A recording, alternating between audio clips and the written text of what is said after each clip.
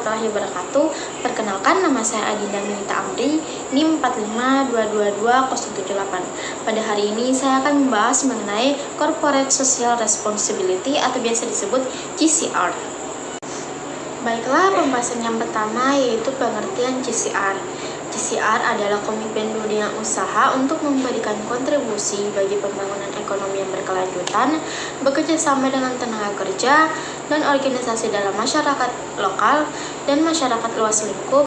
Pembahasan selanjutnya yaitu prinsip GCR. Yang pertama, people atau biasa disebut dengan sosial, yang dimana hal ini mengacu kepada inisiatif sosial yang membentuk strategi GCR dari perusahaan. Yang kedua, yaitu planet atau disebut dengan lingkungan, yang berfokus mengacu kepada dampak ekologis atau lingkungan dan praktik lingkungan dari perusahaan. Yang ketiga, profit atau keuntungan, di mana keuntungan perusahaan yang didapatkan tidak hanya untuk pemegang sahamnya, namun juga bisa dirasakan oleh masyarakat secara umum. Pembahasan selanjutnya yaitu tanggung jawab. Yang pertama, tanggung jawab ekonomi. Secara ekonomi, tanggung jawab perusahaan adalah menghasilkan barang dan jasa kepada masyarakat dan memberikan keuntungan kepada perusahaan. Dengan cara menghasilkan barang dan jasa, perusahaan diharapkan dapat memberikan pekerjaan yang produktif terhadap masyarakat sekitarnya dan juga menyumbangkan sebagian keuntungannya berupa pajak kepada pemerintahan. Yang kedua adalah tanggung jawab legal. Maksud dari tanggung jawab legal adalah dimanapun tempat operasi perusahaan tersebut tidak dapat terlepas dari aturan dan perundang-undangan yang berlaku tentang kegiatan bisnis, terutama terkait dengan usaha untuk mengontrol perubahan lingkungan dan keamanan konsumen. Yang ketiga, tanggung jawab etis. Perusahaan didirikan tidak hanya untuk berperilaku legal secara hukum, tetapi juga memiliki etika, di mana seringkali terjadi perbedaan antara legal dan etika. Bisa jadi sesuatu dikatakan legal tetapi tidak beretika. Contohnya seperti perusahaan memproduksi rokok itu adalah legal, tetapi tidak beretika untuk memasarkan agar semua penduduk merokok. Yang keempat, tanggung jawab kebijakan. Tanggung jawab ini sifatnya sukarela seperti public relation activity untuk meningkatkan kesan terhadap perusahaan barang dan jasa yang dihasilkan. Perusahaan yang menjadi warga negara yang baik akan meningkatkan going concern dan merupakan sarana untuk melakukan promosi. Pembahasan selanjutnya yaitu manfaat. Pertama, mempertahankan dan mendongkrak reputasi dan citra perusahaan. Maksudnya yaitu GCR membantu menjaga reputasi positif di mata publik dengan memperlihatkan tanggung jawab sosial. Perusahaan dapat meningkatkan kepercayaan konsumen dan masyarakat. Yang kedua, mendapatkan lisensi untuk beroperasi secara sosial. Dengan melaksanakan GCR, perusahaan akan mendapatkan izin sosial untuk beroperasi.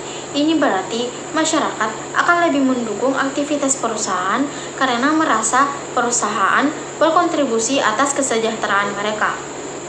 Yang ketiga, mereduksi risiko bisnis. Di sini GCR membantu mengurangi risiko yang dihadapi oleh perusahaan seperti risiko legal atau boikot dari konsumen. Yang keempat, memperluas akses sumber daya bagi operasional usaha.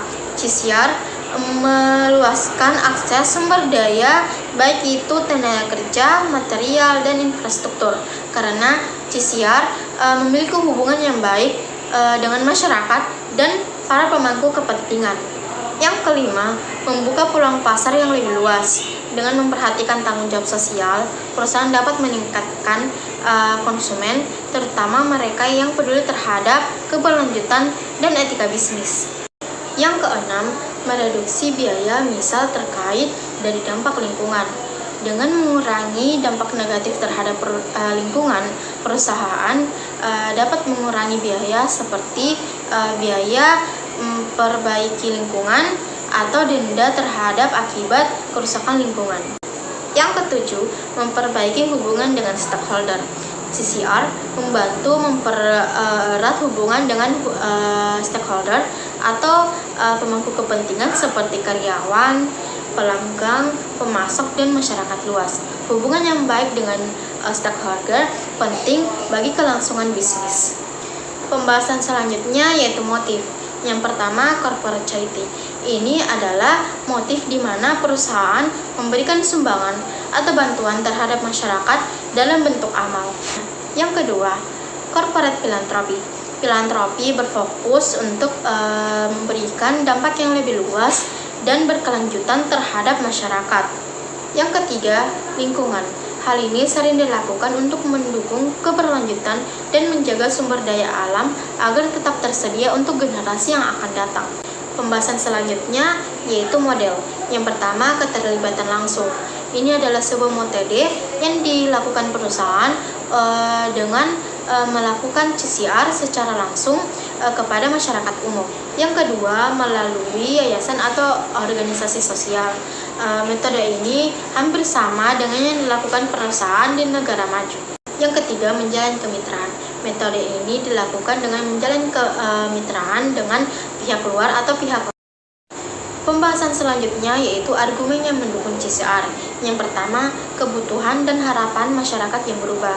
Bisa kita lihat masyarakat saat ini semakin sadar akan isu sosial dan lingkungan. Saat ini masyarakat berharap perusahaan dapat bertanggung jawab terhadap sosial dan lingkungannya.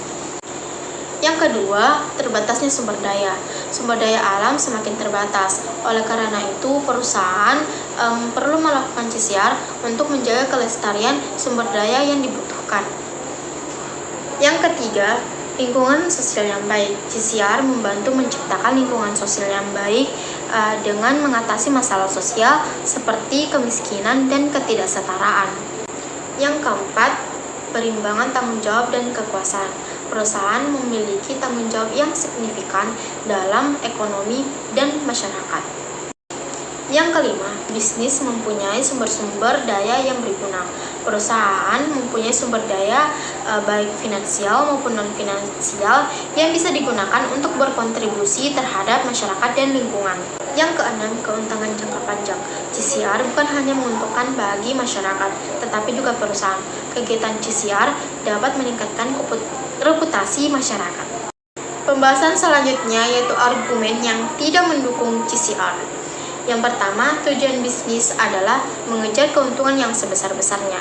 Maksudnya yaitu beberapa berpendapat bahwa tujuan utama bisnis yaitu memaksimalkan keuntungan. Yang kedua, perhatian perusahaan menjadi terbagi-bagi dan tidak fokus. Dengan terlibat dengan kegiatan CSR, perusahaan kehilangan fokus terhadap tujuan utamanya, yaitu menghasilkan produk atau layanan untuk mendapatkan keuntungan. Yang ketiga, biaya keterlibatan sosial.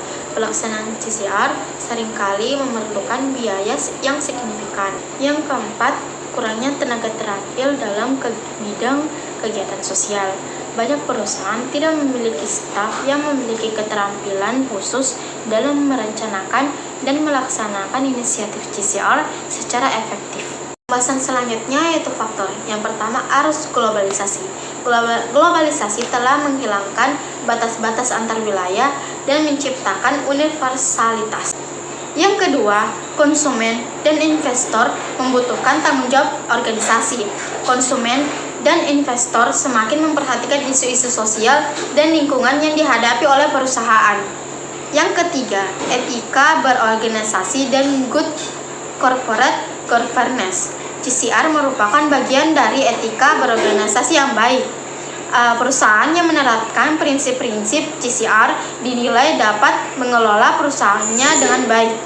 Yang keempat, standar etika dalam pandangan masyarakat. Di beberapa negara, masyarakat menganggap bahwa perusahaan yang peduli terhadap lingkungan dan masalah sosial sudah memenuhi standar etika berorganisasi. Yang kelima, mereduksi potensi krisis. Implementasi CSR dapat membantu perusahaan dalam mereduksi potensi krisis yang mungkin terjadi. Yang keenam, meningkatkan reputasi organisasi.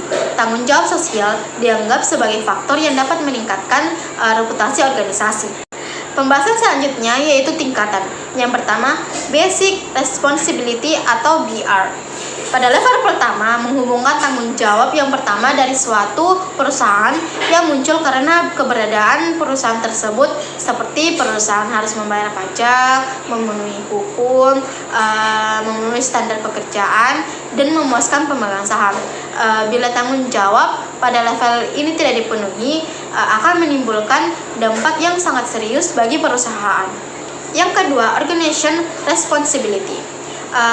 Pada level kedua ini menunjukkan tanggung jawab perusahaan untuk memenuhi tanggung jawab stakeholder seperti pekerja, pemegang saham, dan masyarakat di sekitar. Ketiga, societal responses. Pada level ketiga ini menunjukkan tahapan ketika interaksi bisnis dan kekuatan lainnya dalam masyarakat yang demikian kuat sehingga perusahaan dapat tumbuh dan berkembang secara berkesinambungan. Sekian dari saya mengenai corporate social responsibility. Apabila ada kesalahan, mohon dimaafkan. Wassalamualaikum warahmatullahi wabarakatuh.